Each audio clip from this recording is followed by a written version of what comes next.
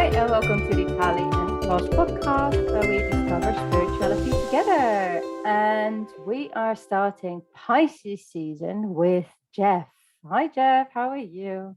Hi, Laura. Hi, everybody. I'm good. Very happy to talk about Pisces. I love this energy so much. Yeah, why is that? I mean, it is a little bit misunderstood, I believe, because, it's the last sign of the zodiac. So it's ruled by Neptune. So it's a little evasive, so to say, right? But of course, we will be talking about characteristics. But there are so much there is so much kindness, there is so much compassion, there is so much of this unconditional love that, what's there not to like? Oh, yeah, it is close to Valentine's as well, ish. Oh, yeah, we can say so, right? Ish, yeah. So those are actually already the healthy expressions then, right? I assume of Pisces, that they are very kind usually.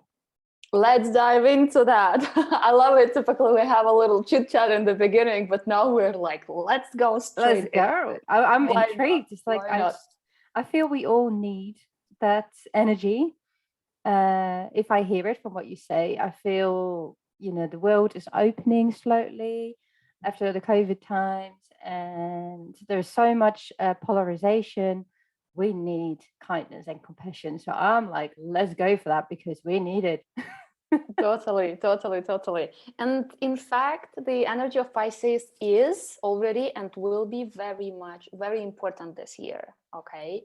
And I'm thinking where to start tackling that, so to say, but basically just giving a little bit more overview is that, yes, you're right, we're almost coming out of the winter hibernation, right? We had this quite tough and deep retrograde season with Venus retrograde and Mercury retrograde, where we were very much inside of ourselves or within our families, relationships, looking into very serious topics like what's worth my time, what's worth my attention, who is worth of my love, what's worth my money. So a lot of those like really fundamental questions. And now that we're coming out of this, we've shifted a lot of things within ourselves, we've shifted values, we've shifted what's important, what's not, and now we're kind of coming forward to see what's next. What do we want to build?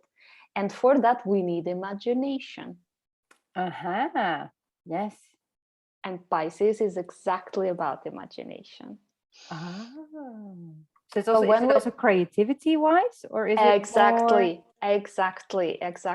and yeah, it is the very strong sides of Pisces. It's imagination, its ability to almost go further than this realm, to imagine something which is, I don't know, not of this planet almost, to connect with something that is bigger than us, than ourselves. And to actually, there are two signs which are responsible for creativity, right? One is Leo. This is our own creative talents, what we want to create, coming more from inside, from our ego, so to say.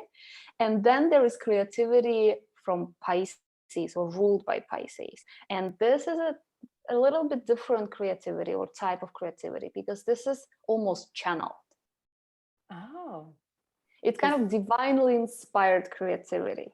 Okay. Right. So it's like these downloads and spiritual way of creativity. We can say so. Yeah, we can say so. It's almost like people are in the flow, For example, Pisces energy is very much associated with poetry. When it just flows through you, when you're just feeling those words, or you're feeling those feelings which you want to put on the paper. So yes, this is divinely inspired creativity, this is imagination, this is dreaming. So dreams realm are also ruled by Pisces, daydreaming and night dreaming, to kind of reconnecting with for example, during the night, we're reconnecting with our subconscious, we're reconnected with something, again, bigger than us, and we not always can explain, right, what we're seeing, what we're connecting with, but we can be inspired by it. But so is it also dreaming, intuition, the unexpected type of creativity that you just walk and talk as you go about on your day, and all of a sudden it's like, boom, I'm inspired. I have these ideas. I think there is a time kind of stamp on it. Of course, what you put right is that it is divinely inspired, right? Pisces rules spirituality. Pisces rules our connection with the divine. It is how we connect with something bigger than us, how we nurture this relationship, how we come back to it. And of course, you can choose for yourself, right? Is it universe, God, source, spirit, whatever you're referring to? And every one of us, we have very unique connection with it, right? And so when we are connecting with it, we're cultivating some kind of relationship, some kind of flow, some kind of our own practices, how we connect with it. And so then, depending on how much Pisces energy you have in your chart, then of course you can work with it in a different ways, right? So of course, people who have a lot of Pisces energy in their chart, they're very much in tune with the energy, with the universal energy, with the flow, with this willingness or desire to create something, with this dreaminess, so to say. Yes, I see. Because it could be any of your archetypes. That could be Pisces, as we keep referring. It's not always the sun sign we're talking about. It's evolutionary astrology for those who actually just tuned in season 2. The very first season, actually, I just do a quick referral. The very first season, the very first episode, Jeff is explaining evolutionary astrology, which is, it's different than just the sun signs. It's based on all the archetypes. So you might be a Sagittarius like me, sun sign, but you might still have Pisces in your chart. And that's what we're talking about. From what you're saying, there's a lot of love, there's a lot of divine connection, intuition. Is it a good time to maybe up your game in spirituality if you're a spiritual person? I love how you put it, up your game. I mean, up your we game. should always strive to up our game. But of course, as you're saying, this Pisces energy, it is, think of it as the last sign of the zodiac and the last season before the new astrological year begins. Okay, so we're kind of wrapping up the year. And I know it sounds curious, because think of it, we'll first have the new year, right? Then there is the Chinese New Year, then there is something else, and now there is the astrological new year. But this is how it works. And so we are wrapping up the astrological new year, and we are softening. Pisces is about softening. It's about looking back of how far we've come through, the previous seasons and previous signs since last April. So we're looking back at this. We are obviously reconnecting with the spirit, with the universe, whoever we think is guiding us through everything that we have to go through, everything that we have to experience or overcome, and have basically gratitude for everything that we were able to experience, were able to learn, and were able to overcome. Here I want to refer actually to what's going on right now in the sky, so to say. And we have Neptune in Pisces. Okay, Neptune is the ruler of Pisces. It moves really, really slowly. Okay, so Neptune will continue its dance in Pisces until, I believe, 2026. So it's really, really moving slow. Wow. But the fact that Neptune is in Pisces in its own sign of rulership already kind of amplifies this energy. So we're already moving through the whole of the spirituality, of reconnection. And you can see how much more spirituality is out there right now. Oh, definitely. Right? Yeah. It's expanding, it's growing. It's not so much woo-woo anymore. It's not alternative anymore. It's a part of life, because we understood that there is something more than just making money and buzzing and bustling and all of that.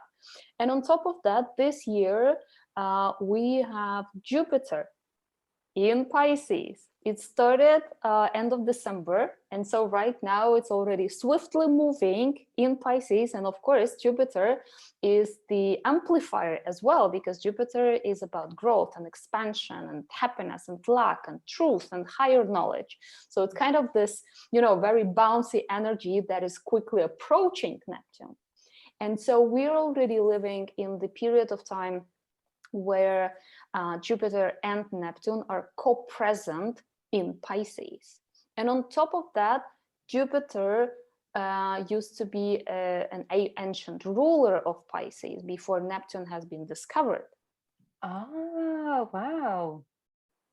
So we have a lot of amplification, which basically brings us into this energy where it already is upping our game in one way or another. This is what I'm trying to say. Wow. Okay. So it's already going on, basically. Correct. Oh, And in April, cool. they will meet, they will conjunct Jupiter and Neptune.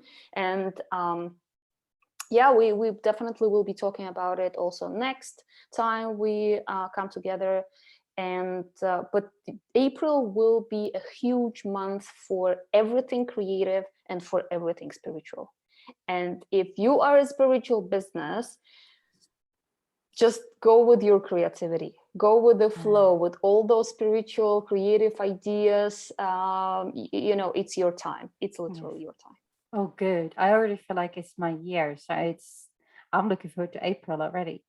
I think the funny thing is, actually, I don't know if this is then sort of, coincidence doesn't exist, but April is the only month I don't have anything planned. And I'm talking up until Christmas 2022. I've got stuff in my diary already, people. But April is the only that's still empty. And maybe that is sort of like a sign of, in April, I should just be me, just go with the flow, literally what you go with the flow, exactly, because it's also, when there is void, there is a possibility to create something new. Oh, I like that. Yes, I'm going to keep that in mind. Yes. No plans for April, people. Okay. Just to finish off with the description of Pisces, well, let's say people who have a lot of Pisces energy, but also all of us who will be going through the Pisces season, we will be influenced by these energies. There is an increased sensitivity and sensitivity towards, of course, what comes through you energetically, if you're also very connected with your intuition, with your psychic gifts, because psychic gifts is also one part of Pisces energy and people, to be able to intuit, to be able to sense, to be able to, like channel something. So a lot of different psychic gifts, and or to be in tune with different synchronicities, or to be in tune with the dream realm. So these people may oftentimes be empath, so very sensitive towards energies of other people, very sensitive towards energies of organizations, or even entering the room and sensing already what the atmosphere in the room is all about, sensing if there was an argument just 5 minutes ago, really taking in these energies. And so, of course, it's great that you have the grounding stones in a set, because, of course, it is necessary to ground, but it's also necessary to protect oneself, to protect against, sensing too much, feeling too much, or losing oneself in all of those feeling, sensing, and okay, so for the protection, the blue tiger's eye actually will be really good. It's also quite a soothing crystal, which I think they would probably need, because if you take up so much energy, they need soothing themselves. So yeah, I think blue tiger's eye is one of the must-haves for a Pisces. And Mookaite is also very protective and grounding. It's a beautiful crystal from Australia that comes in all kinds of colors, like from mostly it's yellow and red, but it could also be purple and brown. And I think for the unhealthy expressions, the strawberry quartz will be great, because they are connected to the root and sacral chakra. So they are the grounding ones. And if people, or if Pisces feel a bit overwhelmed by all the energies they take in, being so sensitive, astrologic cause is one that restores the energies, basically. Sounds good. Sounds really good. Because exactly what I wanted to speak about is a few things to watch out for in the season, and for people who have a lot of Pisces energy, is just to highlight again hypersensitivity, and sometimes absence of boundaries, of energetic boundaries, of boundaries, you know, emotional boundaries, to be able to say no to people or to things in life and so on. So really trying to differentiate or discern is a good word, and discern is actually a Virgo word, and Virgo is the polarity point of Pisces. That's what Pisces people are learning. They're going towards Virgo. And Virgo is teaching them to discern what's mine, what's not, what's healthy, what's not, what am I supposed to feel, what is not mine to carry and not mine to feel. So it really goes down to energetic boundaries and ability to protect oneself with crystals, or maybe with other you know, spiritual practices. Some kind of visualizations, Reiki is helpful as well. So yes, grounding and protection is really, really powerful and very much required for this type of energy, to kind of, you know, to surround this delicate garden from any storms from outside.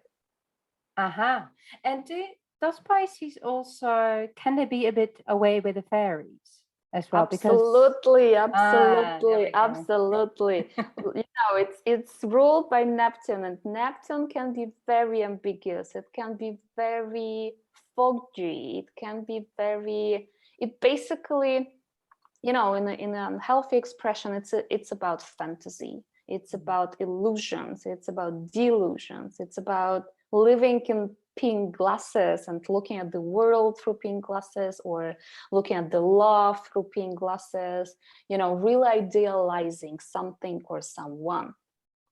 So of course, again, grounding and reality check is very much needed to kind of come back down on the earth, not to just live somewhere on the clouds and hope, you know, for the best.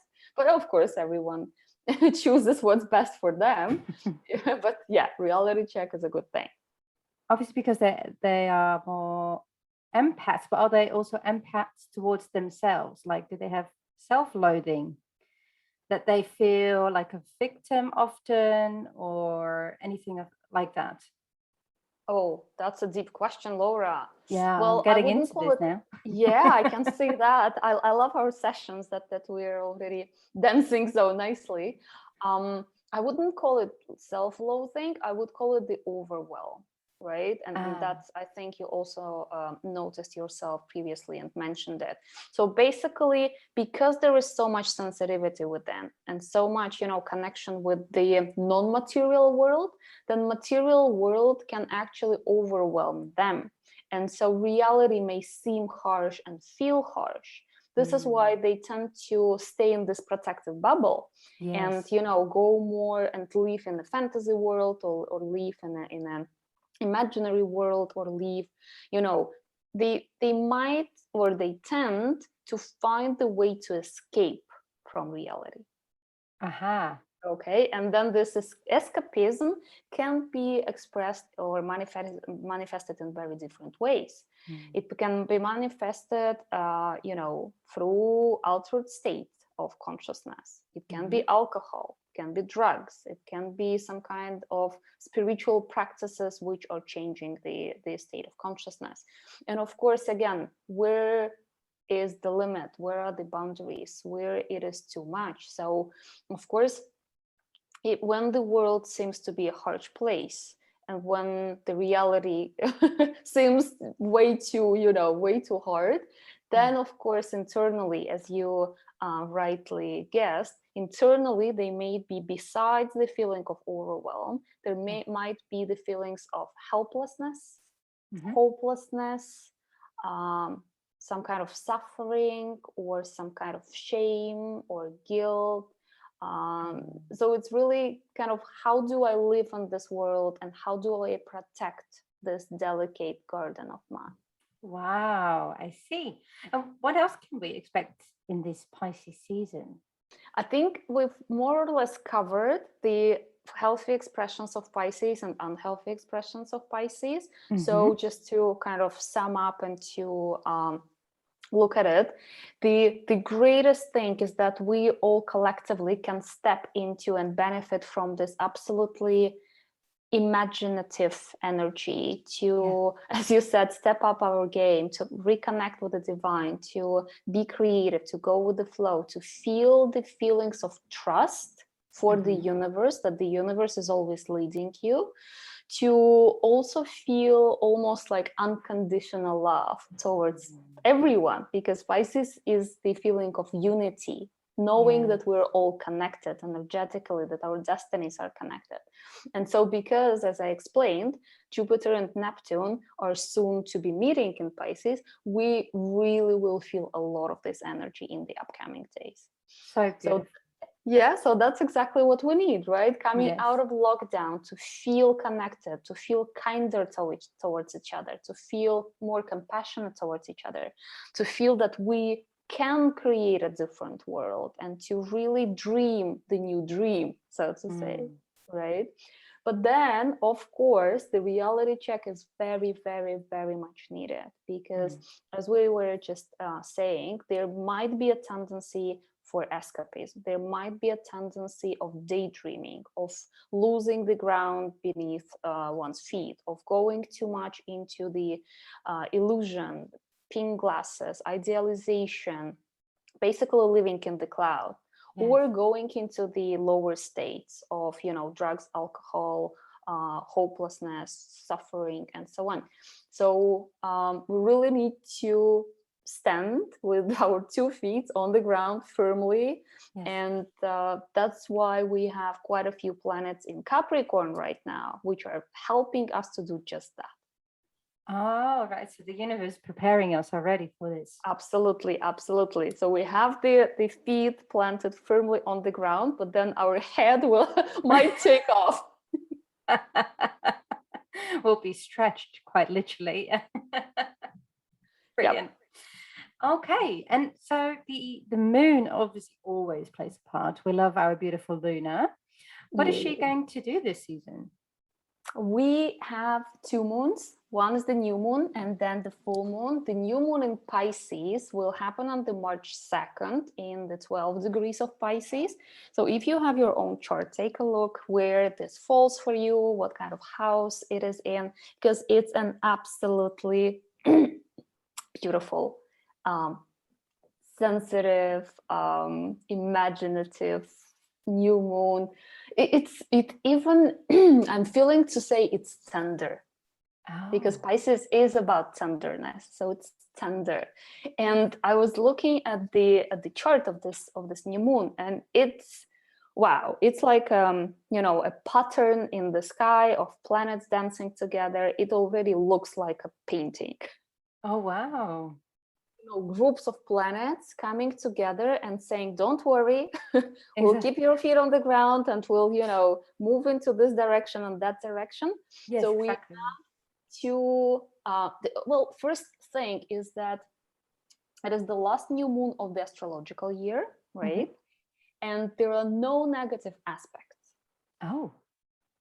This is very, very nice. And there are 2 parts to this new moon. One part is this dreaming and trusting and softening. It's really almost stepping into the new dream, stepping into the new inspiration, stepping into the new trust that something new is coming in your life, or in your dreams, or in your vision of life, right? And so we have the sun, the moon, and Jupiter conjunct in Pisces. You can imagine this is an expansion, this is a growth, this is the optimism and the joy to create something new, to look at it from a different perspective, to let yourself dream. To let yourself dream. Right, okay. And then this nice group is sextiling Uranus and Taurus. And Uranus, as we know, this is the planet of surprises. It can shake up a little, it can bring some unexpected developments, and its aim is to basically shake up those structures of our lives where we didn't want to change. Oh. So it says, let's shake it up so that you could build something new on here.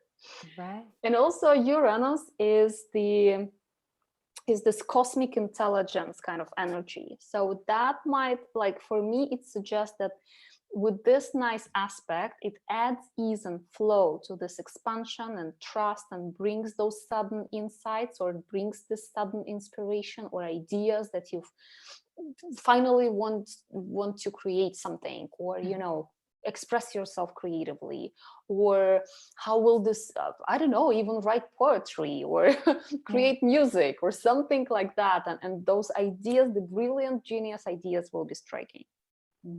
So that's one part to this moon. And then the second part to this moon is that we have Venus and Mars and Pluto conjunct in Capricorn. I mean, that is an interesting aspect. This one is a little it's powerful, okay? Because Pluto, whenever personal planets are meeting Pluto, there is always a profound transformation. So now that Venus and Mars are moving together very closely, almost 2 months, they met on the 14th of February, and they will be moving together not too far from each other until the beginning of April. And so this, of course, is a representation of the feminine energy and the masculine energy, the cosmic lovers, so to say. Yes. So, of course, this has an impact on two things. One is our internal energies, okay? Because obviously we have all of us, we have a feminine energy and a masculine energy, but of course in different proportions, right? Depending on our psychological makeup, on our birth chart, and our society, and our growing up and culture. But this is the possibility to balance them out. This is really possibility to align, to see how our masculine is expressed, how our feminine is expressed, where there is a harmony. So internal peace is very important, and then external peace is, of course, it influences our relationships, how we meet somebody, or how we interact in relationships. And because Venus and Mars are traveling first in Capricorn and then they travel in Aquarius, it also suggests and invite us to build relationships in a very specific way, so to say, because Capricorn is the sign of maturity, is the sign of responsibility, is the sign of long-term goals. It is almost those very serious questions, like, are you ready to build together? Are you able or willing to commit long-term? Okay, not from the beginning, but, you need to be clear whether it's a kind of a fling thing or there is the seriousness behind it. Right. So it's actually a great time for couples. Totally. Yes. Yes. And then Venus and Mars will move into Aquarius, and then, of course, other questions will be on agenda, so to say, is more about how do we love freedom each other, how are we relating to each other from the equal basis, how can we be individualities, our own personalities in a relationship, and so on. And so when Mars and Venus are meeting Pluto in Capricorn, this is really a reality check. And this is, Pluto doesn't joke. Okay, it's a very serious planet. It will either power up stuff which is on a good roll, which has, some kind of potential, and it will give more power to it. Or it will dissolve things, not dissolve, but really kind of, it will ask you to purge stuff which doesn't belong there. Okay. Okay, so because it could Pluto shake things up as well. It's not the shaking things up. It's literally Pluto rules, Pluto and the sign of Scorpio, which is ruled by Pluto, rules our reproductive system, the toxins. Oh, I see. From that right? angle. So Yes, we right. need to Get it. let go of something that we don't need anymore on a very regular basis.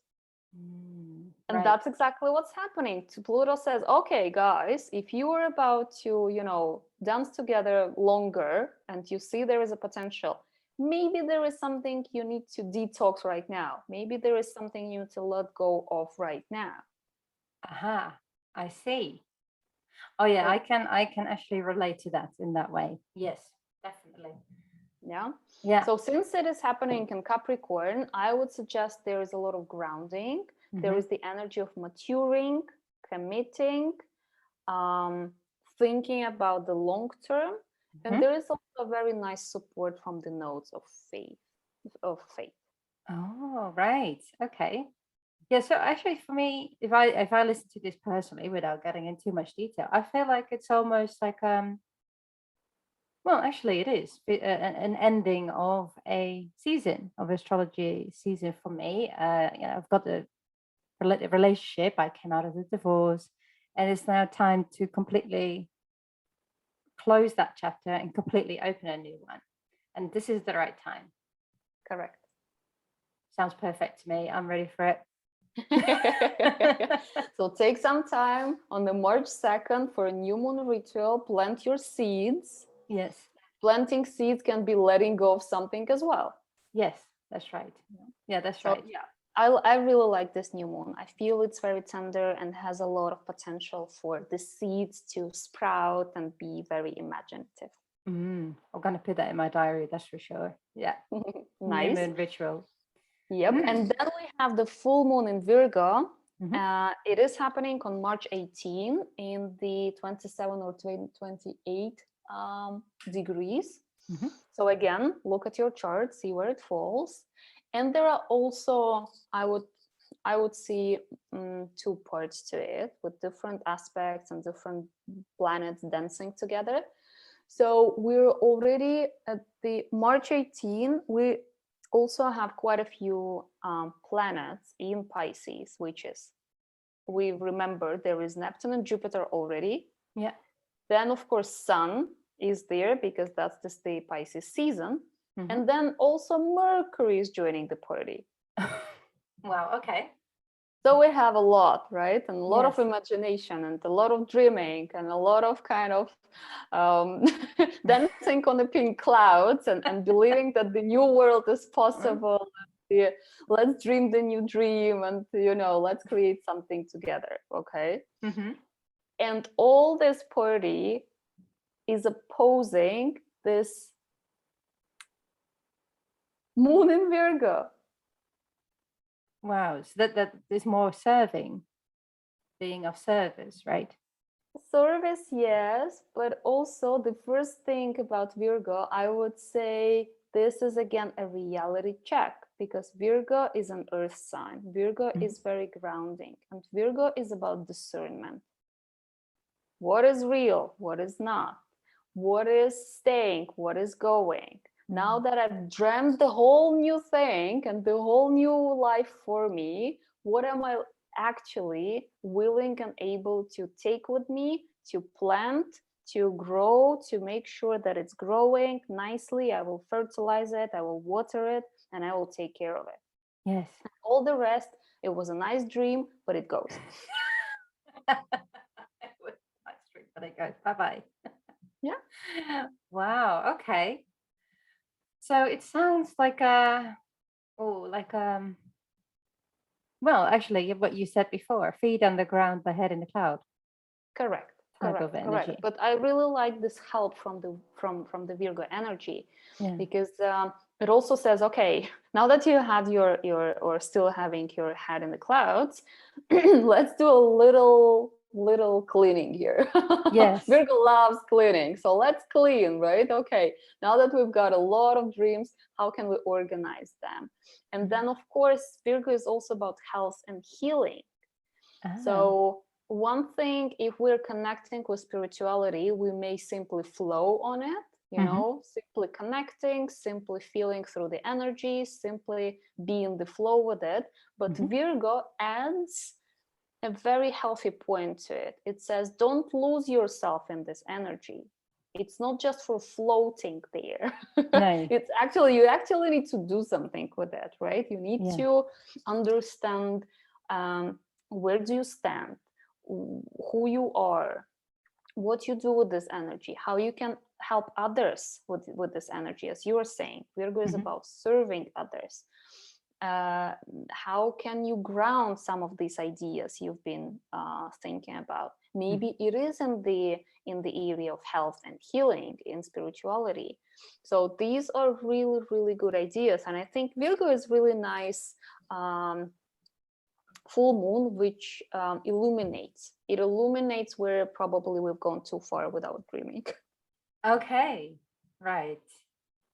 So what do you recommend to focus on then in that case? Because for me it feels a bit, well, up and down. So around a full moon ritual, if you want to do one, would you focus more on the Pisces intuition, creativity, or would you actually more focus on the grounding and the reality check? I see it as really the phases of the moon, which I personally love, and I'm using it a lot. And as we know, the moon cycle is around 29 days, and every 2.7 days it changes the sign, and every approximately 3-4 days it changes the phase as well. And so when we have the new moon, it's the first phase of the moon. And the new moon is in Pisces, and this is where we are really invited to dream, really invited to open up to those energies, really invited to plant the seeds of what we want to dream about, what we want to create, what we want to imagine. So this is where we focus on Pisces energy a lot. And then as we roll with it and we're going through different phases of the moon, then at some point we're reaching the full moon, right? And this full moon is almost like a little fruition on the way, okay?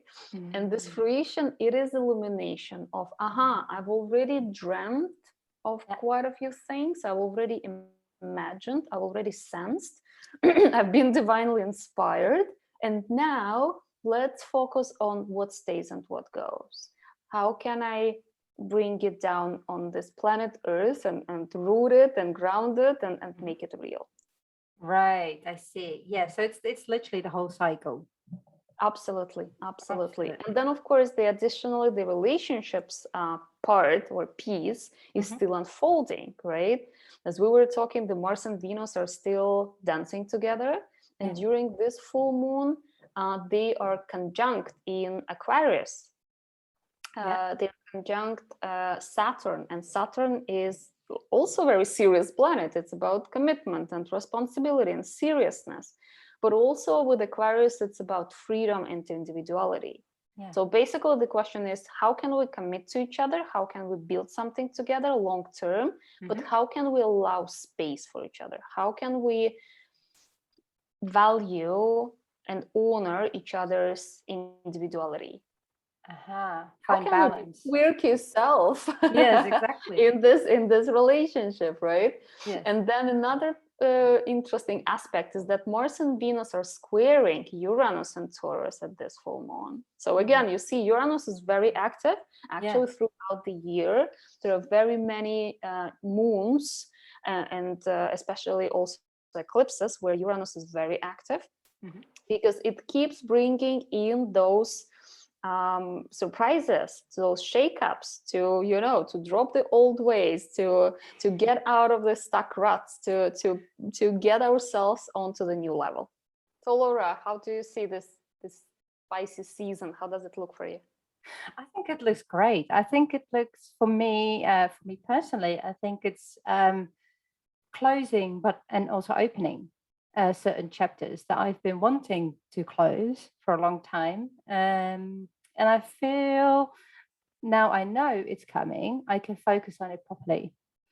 And that's why I think also these sessions with you really help, because I know what to sort of focus on with everything. And I think also the the kindness and compassion towards each other throughout the whole world. I mean, there's so much polarization at the moment, and we just need it. So I feel and it's again an open and close, isn't it? We're coming out of lockdowns for all countries. I'm from the Netherlands, and there is still lockdown, partially lockdown. While in the UK, we're open. So it's a bit like, let's just move on now. Let's soften. Let's soften. Yeah, and be kind and be compassionate, and also the spiritual aspects, the flow, and that's why I was asking earlier about up my game. It's like I feel I'm ready to go a bit deeper and to understand more. So I'm really, really looking forward to this. I think you're right, what you said in the beginning. Like I feel like it's a beautiful energy. Oh, that sounds really nice. And thank you for sharing your personal experience as well. I'm looking forward to that as well, especially to the spiritual creative part. And I've heard it also from other astrologers. We believe that April might be a true renaissance in creative sphere, that the areas such as cinema, music, creativity, paintings, artistry, they will just boom and bloom. Wow, we need it. Yes. We also want to see the new perspectives of how our life may be, because we don't want to come back to what we have, right? We want to build it anew in a fresh way, in a kinder way, in a more respectful way. So I think creative channels will be basically inspirational for us how it can be. It can be beautiful. Oh, Jev, I always love the seed sessions. Always learn so much. And definitely, if you want to learn a lot more from Jev, that's definitely possible. Her website is live. The description, it is in the description. Please contact her. She can do your chart, which I highly recommend, because a new world will open to you. You understand yourself a lot better. And she does courses as well. And there's a lot of information on her website. And Jev, I'm looking forward to the next season, which will be Aries. Yes, it will be. And I'm actually super excited about that season because, as you just mentioned quickly, I'm relaunching my soul growth program.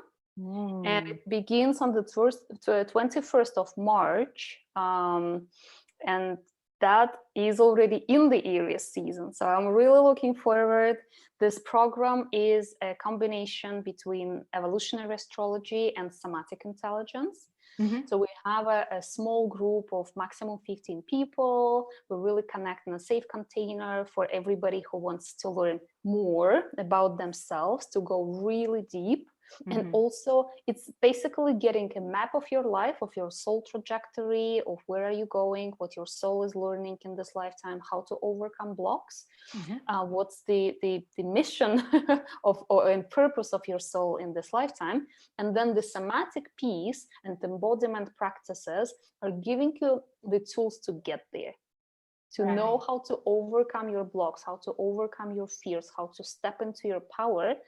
And I believe the cherry on the cake is that there is, in the course, there is included the personal reading with me. So we spend 1 hour face-to-face with each participant to really go deep in the chart. And also the self-study materials, like journaling prompts, like readings, they're based on your natal chart. So it's not one size fits all approach and so on. It's really, this is your chart, this is your unique blueprint, this is what you need to learn, understand, dig deeper in order to thrive. So I already have quite a few bookings. So everyone who wants to join, I will be happy to see you as well. So the 1st of March is the beginning. There are still seats available, open, so come by, take a look at my website, www.evolutionwithjev.com. And we meet soon again. Thank you so much. Thank you so much. For all the listeners, thank you so much to listening. Also, don't forget to like and subscribe and share. We are everywhere: Spotify, Apple Podcasts, but also on YouTube and Facebook and Instagram and LinkedIn and Pinterest. So feel free to share all of our episodes everywhere, because we want to spread the love. We want to discover spirituality, because, as Jeff just said, not one size fits all. One thing might resonate with you, one thing might not. But let's spread the love. Thank you so much, and see you next week. Bye-bye. Thank you. Bye. Bye.